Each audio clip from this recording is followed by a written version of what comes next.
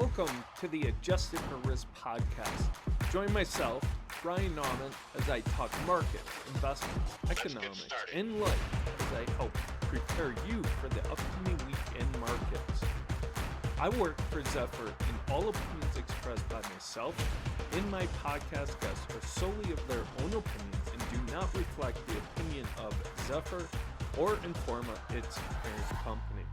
This podcast is for informational purposes only and should not be relied on for investment decisions. Welcome, everyone, to Zephyr's Adjusted for Risk podcast. We are recording on location. You know, it's no secret that one of the biggest trends in wealth management space is independence. We've talked a lot about it. It's a topic of conversation here at Wealth Management Edge. Well, I have on the perfect guest to talk about this trend of going independent and transitioning. But first, this episode is sponsored by the award-winning Zephyr, which helps investment professionals make more informed investment decisions. I'd like to give a very warm welcome to Barry Wheelless. Barry is the Director of New Business Development at Sound Income Group.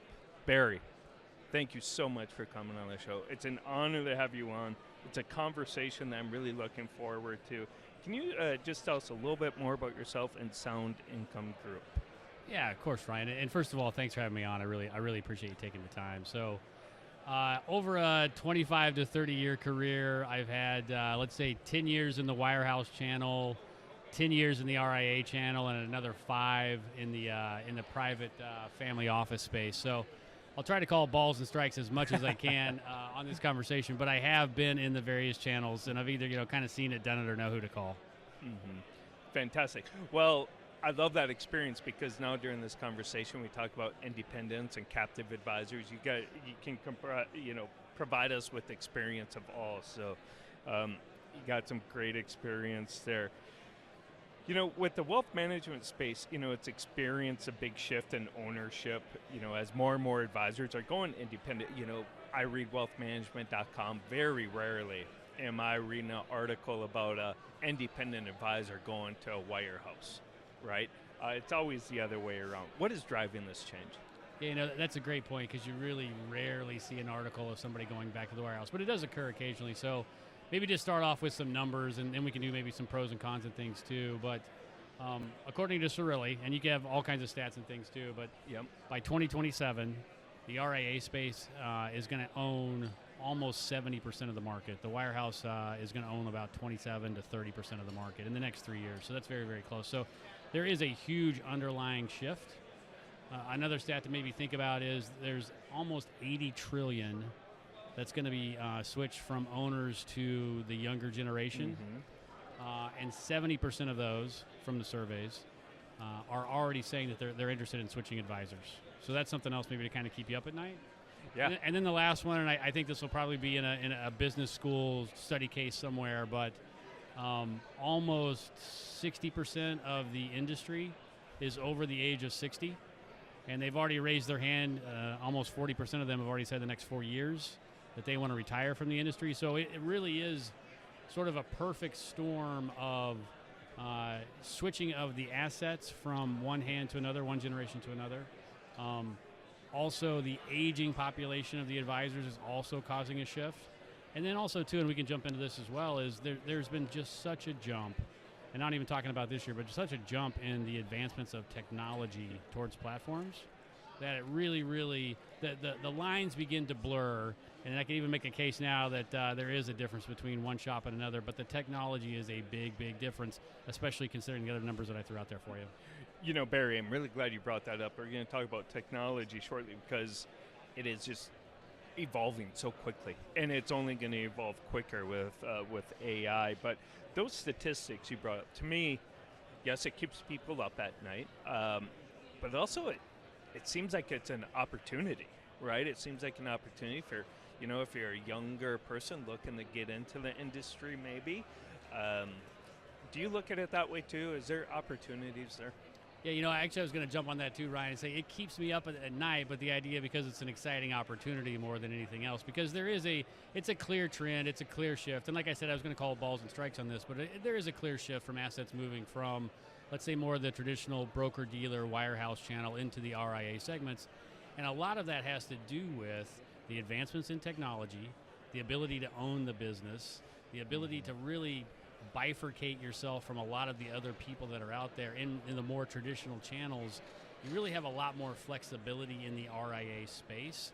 And so I do think that's more of an opportunity than a negative, because that's really where I think a lot of the money is going to be flowing. And if you have the mindset of wanting to be an owner, not an employee, and I think a lot of the younger generation does know the difference. When I started, I'll say the late 1900s is my joke.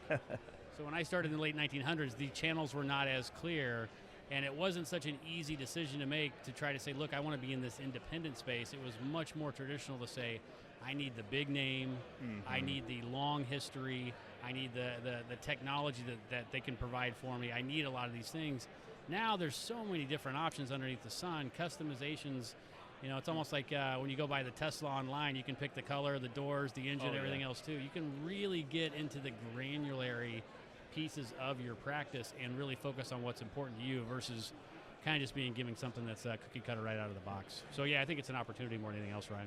You made a really good point, Barry, about the sign above the door and the entrance. Exactly. When I started 20 years ago, we called it the mothership. Merrill and Morgan Stanley. You get that name on your business card, and all of a sudden that speaks volumes. It's changed now. And now, it feels like the younger generation, that doesn't mean as much. They just need a good service, good client experience, and that goes a lot further than the name. Yeah, and I think realistically, that's more of a meritocracy type of system, to where if you go out and you can earn that business, then you get to earn that business, and it's not necessarily just the name that's at the top of the statement. I won't name names here, but I did speak with a firm that had their own RIA, and I said, what's your go-to-market strategy? And they said, well, we're X. And X was the name of the firm. Yep. Sat there and I paused. And that was the ultimate end result of their go-to-market strategy was, well, we're just going to give the name and that's going to attract the money, which at certain times, maybe in the late 1900s, early 2000s, you could do that. But in today's day and market, there's so many other variables. And it really does come down to, again, that meritocracy type of system where if you're really, really good with your investment process, with your sales process, with your service process, you don't necessarily need, let's say, the mothership, to use the word that you use. You don't necessarily need that mothership. Now, I am not ringing the bell of the death of the mothership by any means. There is a lot of money over there, and I know a lot of my brothers and sisters over there in the wirehouse world. I love all you guys. You do a really, really, really good job, too. So I'm not ringing the death bell by any means, but I don't think it's as much of a differentiator as it used to be. I think that's a very good way of pointing out. It's not like it's going to be the end, but it just gives investors and financial advisors more options, which I'm a big fan of, whether it's on the investment side. We got all these different, ETFs, SMAs, mutual funds, all the different options. It makes it harder for financial advisors, but it provides more flexibility for the investor. You have to be a little bit careful there, Ryan, because it's a little bit of a siren song too. So I always make this joke about the Cheesecake Factory. If you know the Cheesecake Factory, gosh, that menu. So you go to the menu, right, and it's 500 pages. It all kind of tastes the same ultimately. But hey, I love you, cheesecake. Yeah. But because I'm just going to guess that most people kind of order the same thing anyway. And it goes back to that little adage of information isn't necessarily knowledge. So the appearance of having more investment choices and all these other things can be an advantage, but it can also be overwhelming too. Not everybody wants to go from from scratch and build it up and figure out this tech stack and this investment platform and all these other things too. So there are some people that are going to need help, and I think that's where you see some of these other firms that I think are really, really smart that have different ownership models under the same umbrella. The one that's popping into my head, because I just had a conversation with these folks because they're here at Raymond James, they have almost 7 different ownership models, from a complete I'm a W-2 employee of the corporate name Raymond James, all the way to you're 100% independent owner and all the steps in between. And I think that's probably, if I put on my cap, I think that's probably the smarter play, is to give the potential advisor the different business channels to either choose from initially, or as the business evolves, you can still retain those folks because you have other opportunities for them too. It used to be, again, maybe in the late 1900s, it used to be if you wanted to leave the wirehouse, you had to go 100% independent on your own. And now there's a bunch of different variations in between there, so you're not completely on your own. I love that point, Barry, because you're exactly right. When I was in the industry in 2000, early 2000, we thought about going independent with Piper Jaffray. Piper Jaffray was sold to UBS and was like, do we go independent? And the technology, the infrastructure, support just wasn't there. And it was just too big of a jump, too big of a risk back then. Now I don't want to say it's easy, but it's a lot easier because of the support and firms like, Raymond James that has different ownership structures. Yeah, I mean, independence is attractive and alluring, but I think you need to go in with your eyes wide open. I think you need to do your due diligence. I really would highly recommend talking to other folks that have been down the path, that know what's coming around the corner and can kind of give you some guidance, because the independent side of it, there is a lot of really, really valid reasons why you'd want to be in that RIA structure, but you got to make sure that that's what you want to do. Do you want to be a business owner? Do you want to deal with all of the headaches and the upside and the downside of you being the owner of the business? And it's challenging. I'm talking about insurance. I'm talking about human resources. I'm talking about property, real estate. I mean, there's a lot of things to consider that have nothing to do with what I think some of the hardest parts about this business, which is client acquisition and investment management. So it's a different animal for sure. You got to make sure it lines up with what it is that you want to do too.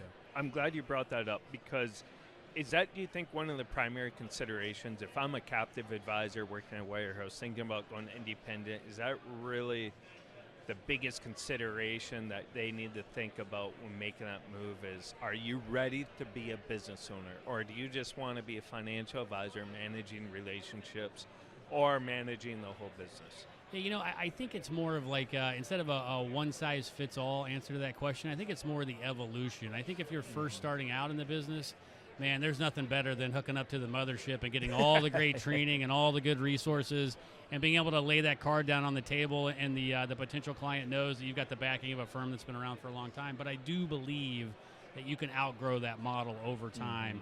And then you start to learn more about the business, and it grows, and you realize, hey, I don't necessarily need to do this, and if I did this better, I could get a higher payout. So there are definitely things to consider. I think probably some of the most important things to really consider would be, first of all, there's financial incentives, right? Being an independent in an RIA, let's say that the payout's 100% minus 30% for your cost for your tech stack and everything else. So you're still probably grossing 70% revenue, somewhere in that range. Where at the more traditional channels, you're at 35 to 45%. So that's a double in revenue, right? With no growth at all, you could double your revenue, but do you want to be that CTO? Do you want to be in charge of your technology? What do you do about your compliance? What do you do about human resources? These are real questions that all business owners have to face. And as a financial advisor, it can be even trickier. Do your clients want that? Do they want the independent, or do they need the full suite of services? I think probably one of the things that's gotten better in the RIA space, but it continues to, I think, need to grow, is that banking side of the business. The traditional wirehouses and things have a really, really strong banking platform. When I say banking, I mean like lending, collateral-based lending, letters of assets. All of those things are much, much stronger. So you got to figure out, okay, what is it that you're interested in, but then also too, what do your clients need? Because your clients may need things that you can't give to them at the same level of expertise in the independent world, but that gap's closing. That gap is closing. That's a very good point.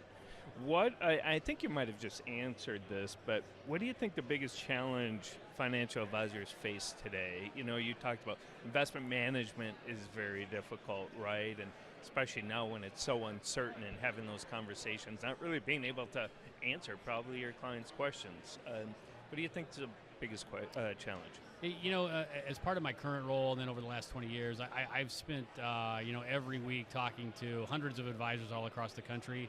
And really, whether you're small, medium, or large, tech stack this, investment that, whatever it is. But I think really the ultimate thing, I think it's the hardest thing in the world, is to go out and get that new client. That is still the toughest challenge that most advisors, if they were honest, would say that is a challenge for them. Now, not all of them. Some of them are really, really good, and we help out with that in our way as well, too. But I just think it's the lifeblood of the business, and man, it's just as hard as it was in the late 1900s as it is today to go get that new client. Yeah. Barry, so do you think, is that obviously because organic growth is so difficult now, and there's no magic wand that's going to make it easier. Why M&A is so popular right now. I mean, there's a reason for it. It's not just because there's piles of money lying around and they can't figure out what to do with it. There really is some fundamental reasons why you're seeing the massive flow and consolidation in the RIA space. The big one that the easiest one to grab with for most people is on a run rate right now, the RIA space is growing at about 10% a year, and the traditional wirehouse broker-dealer channel is growing at about 2%. So you can really see why a lot of that money is flowing in, and consolidations continue to happen. I mean, every single week, whether it's LPL or Raymond James or Osaic or whoever it is, the headline of the week, they really, really continue just to gobble up. And there's a lot of other medium partners that are coming on really, really strong. You're seeing a lot of consolidation in the market. And again, because it's a good business, especially if they have recurring revenue from AUM-based products, it's an amazing business to be in, and that's why private equity is sitting there. Yeah, private equity is not going to dip their toes into something that's not profitable. For sure. Well, they try to do their best, right? But there's a reason why that you're seeing so much of that private equity money coming into the space, for sure. Let's go back to technology real quick. Zephyr's a technology shop, right? So we got to talk some technology. How is that playing a role in the? I'm sure, like I said, 20 years ago, going independent was a lot more difficult because you didn't have the technology.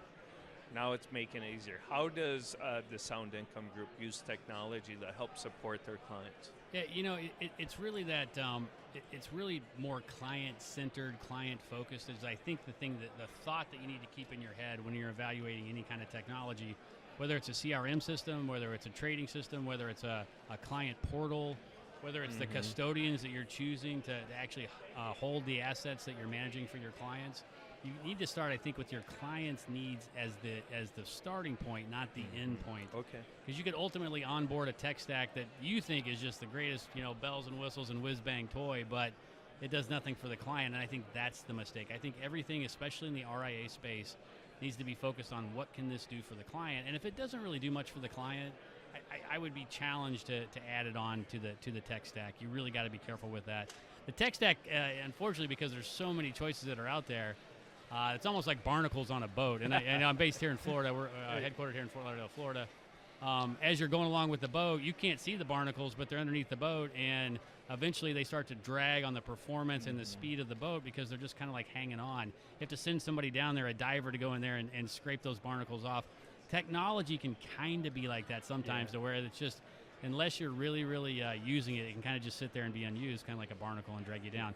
But on the other side of it, it does make the biggest difference, and if you're an independent advisor and if you can find things that really drive client engagement, client retention, new client asset gathering using technology and AI, I'm not even going to jump into too much of that space, but the AI space alone is really, really advancing. I every single day we find a new use case at Sound Income Group using AI in some kind of way, and it's really been one of the difference makers for our organization.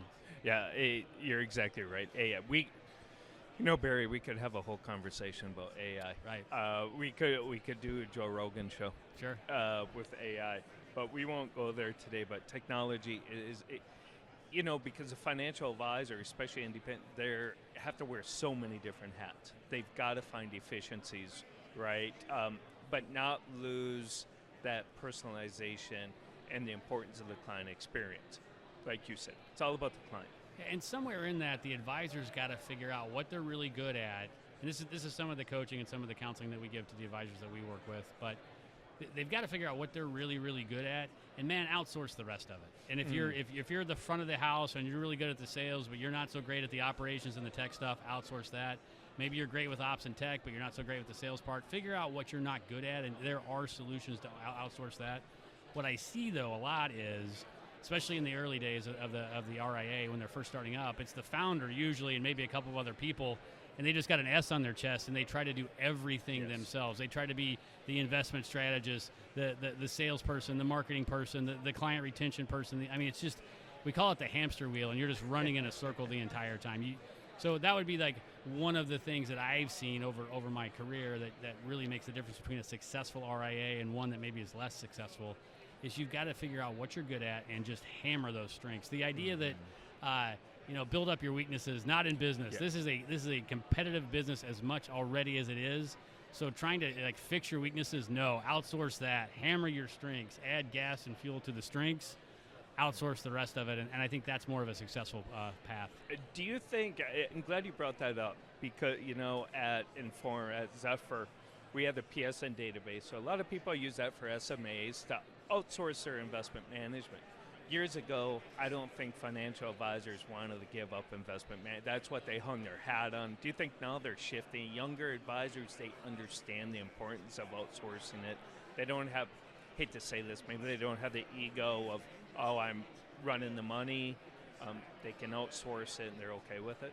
Well, I think the reality is somebody has to run the money, but I think you're going to hit that point, and as the RIA grows and evolves, it's that fork in the road. It's, do I want to be an asset manager or do I want to be a client manager? And both of those jobs are very, very important, but they are two completely different skill sets. And then I'll throw the third one in there with client service, which is a completely different skill set than sales or investment management. So you've got sort of this three-pronged fork that you've got to figure out which road do you want to go down. I would say that the investment management piece of it, because of the advancements in technology, has continued, I believe, to get easier and easier and easier as far as a lot of the heavy lifting. You can still, as an investment manager, and I believe in active over passive, and that's another conversation for another day, but I believe in active over passive, and I do believe, and I've seen plenty of evidence to support it, that an active manager can outperform the markets, and that's an important thing, that's an important role for them to be in. Technology can really leverage the ability to become an excellent investment manager. So that's an important piece of the overall RIA section. But again, to go back to it, Ryan, you've got to figure out what you're good at, and then I believe really just outsource the rest, build the rest of it around you. You're exactly correct. Exactly correct. And too, when I was in the industry, you could get away with charging 1.5%, 2% for investment. You get laughed out of the room if you do that now. So you can't get compensated for investment management too. The nice part about it is that the fees have been compressing, but the asset levels have been growing. So that's like a little bit of the trade-off is, okay, yes, you can't charge the 1.5 and 2 or 2 and 20. Those are hedge fund numbers, but you can't charge those numbers realistically anymore, not at scale. Yeah. But the beautiful part is that there's just a lot more AUM. There's a lot more assets that are out there, especially in the United States. There's a lot more investors coming online every single day, too. Barry, fantastic conversation. I knew it from the beginning that we were going to have a good conversation, and you did. You brought such great insight, a lot of information, some stats. I love it, and some insights, and it was fun. So where can our audience get more information about Sound Income Group? Well, first of all, Ryan, thank you. And I'm a big fan of PSN. I'm a big fan of the Top Gun. So I want to plug that first. Awesome. I'm a big fan of Zephyr. I love all the tools that you guys provide. So I'll give you 3 channels, and it just depends on what you like. There's the main corporate parent website, Sound Income Group. You can go there and really learn about the company and all the great things that they do. Our RIA is called Sound Income Strategies. Okay. And it is an RIA. We manage about $4 billion ourselves in AUM. We have our own SMA strategies and ETF strategies. So that is Sound Income Strategies. And as you can imagine, the focus is on driving income into clients' portfolios. We also have Sound Income Academy, which, let's say that you want to get better lead generation. You want to get a better sales process. You want to have a better practice management. You want to scale and grow. Sound Income Academy is a great place to go. Or maybe you're just a podcast guy. Go check out the Elevated Advisor podcast. It's a monthly podcast on all your favorite channels: YouTube, Apple, Spotify, iHeartRadio, all those good things. So you can listen, you can learn. We're happy to help. We've been doing this for almost 25 years now. Our job is to help advisors scale and grow their practices. Awesome, Barry. Yes, you guys, I've had David on. I've actually been on the podcast. Fantastic podcast. And what's great I'm all about education and providing support. You guys do a great job on your website of providing education support for readers, people looking for information. So great stuff over at the Sound Income Group. Barry, thank you. It's been an honor, really fun. And thank you, everyone, for listening to this episode of Zephyr's Adjusted for Risk podcast. You can watch all of our other podcasts on the Zephyr YouTube channel and on Spotify. And please be sure to like and subscribe to those channels and follow us on LinkedIn. Thank you, and have a great rest of your day.